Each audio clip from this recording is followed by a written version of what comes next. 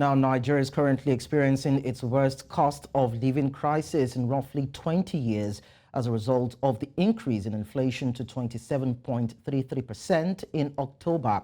According to recorded inflation data, Kogi has 34.20%, Rivers 31.44%, Lagos 31.23%, Oyo 31.21%, and Akwa Ibom 30.74%, all seeing significantly higher rates of inflation than the national average. October inflation is the highest rate recorded in the country since August 2005, when it was 28.2%. It is also the 10th consecutive month that the price of goods and services have risen in the country in 2023. And now joining me on the news is Muktar Mohammed, CEO Asheer Dynamic Solutions, to give us more insight into this. Muktar, it's nice to have you around. Thank you, Gwenga. It's Lekan.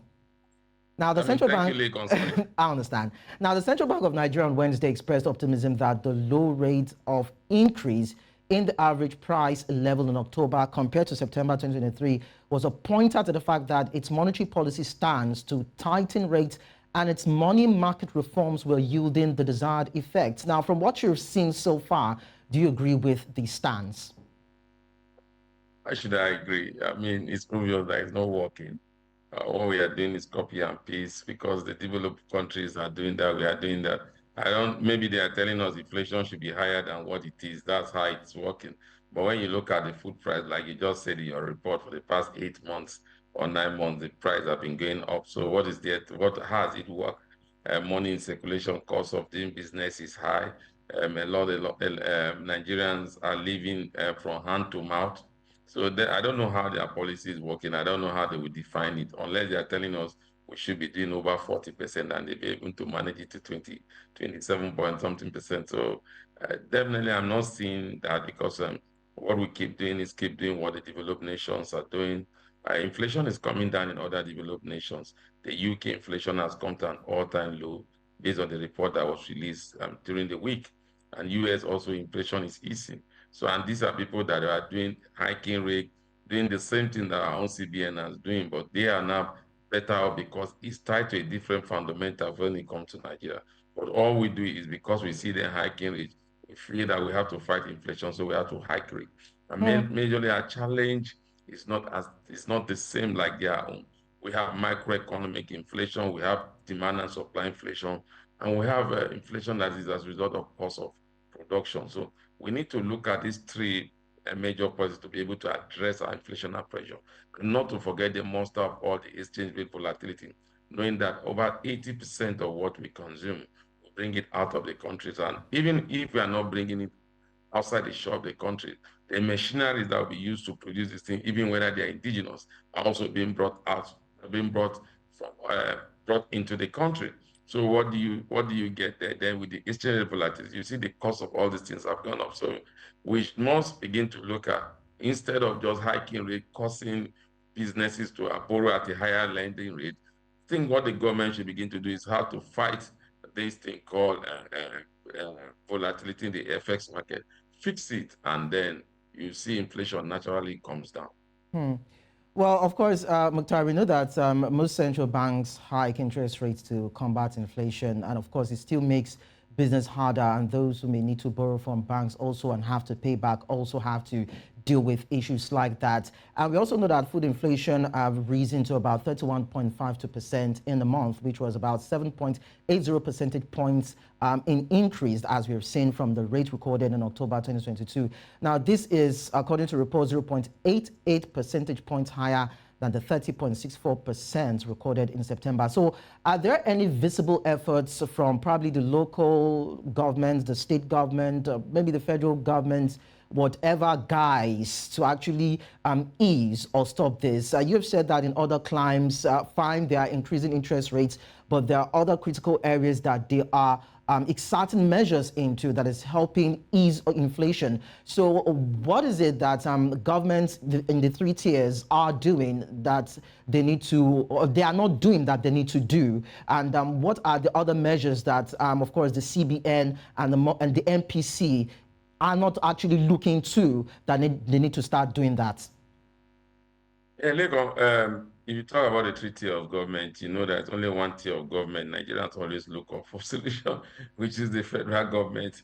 The other state government, yes, they are there. They are neither here nor there. All they think about their achievement is that they've been able to pay salaries to their working force, and that's how they celebrate it. For the local government, it's virtually non-existent in every state of the federation. Now, I stand to be corrected. I want to see a state that will come up and tell me that.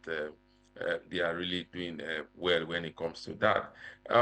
Again, when you talk about what the federal government should be doing, the federal government is already saying that we are trying to bring down the cost of living, and that's why they are bringing in the CMG buses so that we have transportation comes down. But I have a challenge with that. Most of these policies are drive towards urban area. What about the rural area where most of these food stocks come from? Do we have? Are we going to see SMG van that will bring product from the rural area to the township to the urban area? So if we see that, then definitely we say it's working. The state government, I don't think they've come up with any palliative. The federal government said they were going to give about 5 billion was released to the states, and then they'll bring about how many bags of rice up to today. I don't know, but maybe later on you have seen any bag of rice. I have not seen any. So the Nigerian Labour Congress are still fighting the government over the increment that the president promised. It has not come. So I don't think the 3 tiers of government are really doing anything at the moment. Maybe their hands are tied. Up till recently, we didn't know that Nigeria was so broke until of recent now the government is beginning to say they met a very broke treasury. So we need to do the right thing, and government need to step in. Like I keep saying, if the monetary policy seems to be the only one doing everything, then the physical side doing nothing, then you will not see those kind of enhancement in terms of results that you expect to see. Okay, now before I let you go, Muktar, there is the Special Agro-Industrial Processing Zone program that is not only domiciled in Nigeria, but then is meant to cut across the regions of Africa to help stimulate growth, most especially in the agricultural space, create jobs and all that. But most importantly, to see that facilities are equipped in terms of agricultural production, and that would also scale up the production of crops or food consumables, so to speak, across the African continent. Now, if we're having issues with, inflation in terms of food, consumer, the power of the consumer to also purchase those kind of products and food inflation and all that. Now, is there a possibility whereby Nigeria can tap into that to see how it can have a more robust production in the area of agriculture, and maybe that can, in a way, stem the tide of the rise in the prices of food or consumables in the market? Lego, we'll keep dreaming. African Continental Trade Agreement should be the game changer. We are not seeing anything from there, so I don't know how it's possible for us to begin to get into the agricultural aspect of this program that you're talking, especially when it's not domiciliary here in Nigeria. Look, the challenge with Nigeria is we've not looked at our competitive advantage. We've not looked at agriculture as our competitive advantage. And even when we are looking at it, we are looking at that jack of all trade, master of none. If you look at agriculture, if you look at Ghana, they will say cocoa. You look at Cote d'Ivoire, they will say cocoa. So when you look at Nigeria, what do you say? They will seems to want cocoa, we seems to want cassava, we seems to want rice. You remember the former administration said that very soon we'll be self-sufficient in rice production. And now all of a sudden we just realize all those things were not there because the rice pyramid that appeared in Abuja disappeared, and the cost of rice has continue to go up, up, up. So for me, I'm not excited when it comes to policy. Look, on the challenge we have as a nation in terms of agriculture is the value chain area. We produce, it's not the same thing we have with crude oil, whereby we produce so much and we export the raw crude oil outside the shore of this country. It's the same thing that is happening in the agricultural sector. The value chain, we need to get more storehouses. We need to see government coming up to partner with farmers on building storage facilities. And then if you even want to export this product. We should have a storage facility to be able to preserve them before exporting them. Or maybe you've forgotten that I think about 3 or 4 years ago, Nigeria was trying to export yam to the US or to European nation, and the yam got spoiled in the ship because of preservation. So we need to look at it and know what we really want to do, how we can get competitive advantage. It's not because there is an agricultural product that we could gain from, we just jump into it. We should look at, is it really competitive for us to go in there? Will we be able to achieve our goal and our target if we get in there? For me, that's what the government should be doing, rather than just trying to key into everything to bring down the cost of goods and services. The cost of goods and services did not get up overnight, and they would definitely not come down over the night.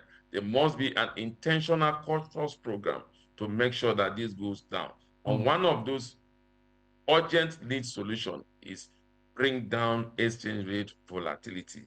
Bring it down, inflation will come down, cost of goods will come down. From there, you begin to look at the near-term, medium-term, and long-term solution to the problem.